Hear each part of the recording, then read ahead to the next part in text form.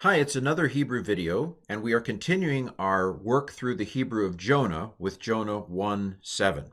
So we're starting a new stretch today in this video. We've looked at what the Hebrew noun endings are, we've looked at how Hebrew adjectives work, and we've looked at how the Hebrew article, the word the, works. In this next stretch, we want to focus on the different pronouns, especially what we call pronominal suffixes. That's like his, her, their, stuck onto the end of some word. We've already seen a few. I think we've seen at least 3 of them already. And we are going to, in this next stretch, solidify our sense of these pronouns. And hopefully you'll catch a few other items along the way. So go ahead and look at this first line, pause the video, see if you can identify everything you should know already, and see if you can pronounce it. Okay, here's how I would pronounce it. Vayomaru ish el re'ehu laku. Okay, what do you recognize? You should recognize the vav, which means and. You might recognize vayomer because we had that earlier. I didn't tell you to memorize it, but I said you might want to memorize it because it'll appear a lot in the Old Testament. Vayomer means he said. But with the sharuk on the end, it becomes they said. Now, you don't need to know that yet, but if you have infinite brain space, go ahead and tuck it in. We've seen ish before, a man to his neighbor, a man to his neighbor. Probably translate like each. Even though man is singular, we understand that when you're talking about each man, there are several men in present. And so this is third masculine plural here. Each, they said, to their neighbor. But it's really, grammatically, it's his neighbor. Now, we saw the holem vav as his in a previous video. Today, we're going to add who as a variation on a theme. I hate that Hebrew has more than one. Who is not the primary one you need to know. Holem vav as his is the main thing you should learn, but who is another one. Who is another one? I don't know. Anyway, come. This is a command. We don't need to know it. It's actually lost its first consonant. Hebrew verbs tend to be based on 3 consonants. This one is halak, which means to walk. Halakha is ethics, how you're going to walk in your life. But anyway, I'm telling you way more than you need to know in this video. Come. And they said each to his neighbor. These are the sailors on the ship. They're trying to figure out, why are the gods upset with us? And they say each to his neighbor, come, va na pila goralot. And let us cast lots. You don't need to know much about this, except look at that holem vav tav. Does that look familiar? It should look familiar because that is the feminine plural ending, ot. I told you in my video on noun endings that ot was the feminine plural, but I think this is the first time we actually have seen in the flesh. It's in the meat. We see in the flesh here a holem vav tav, which is the feminine plural. Let us cast lots. A goral is a lot, and a goralot is lots, plural. So 2 things new that I want you to know from this stretch of the verse, that who is an alternative form for his.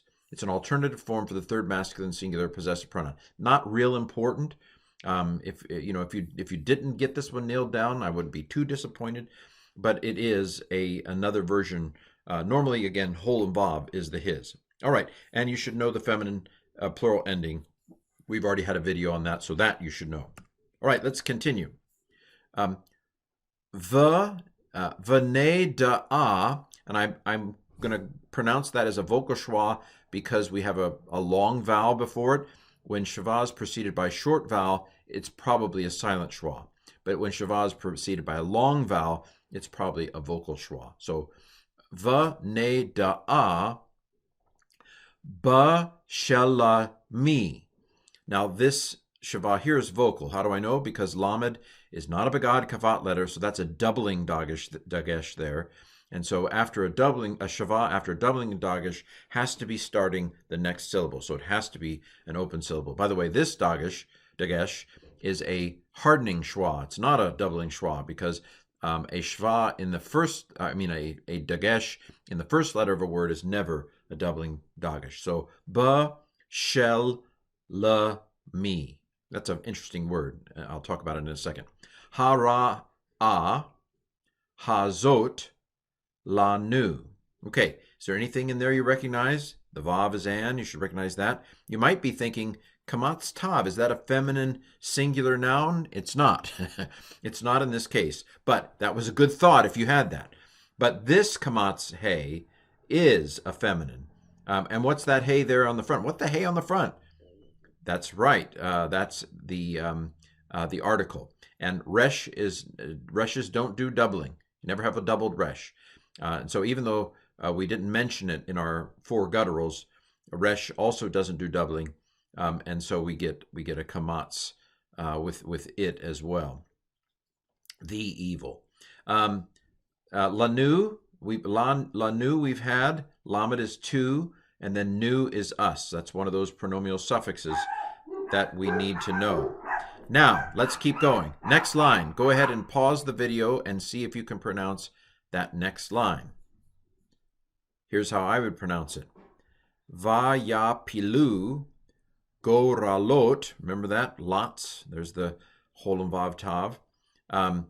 Vayepol ha goral al Yonah. And that's a Saluk accent there.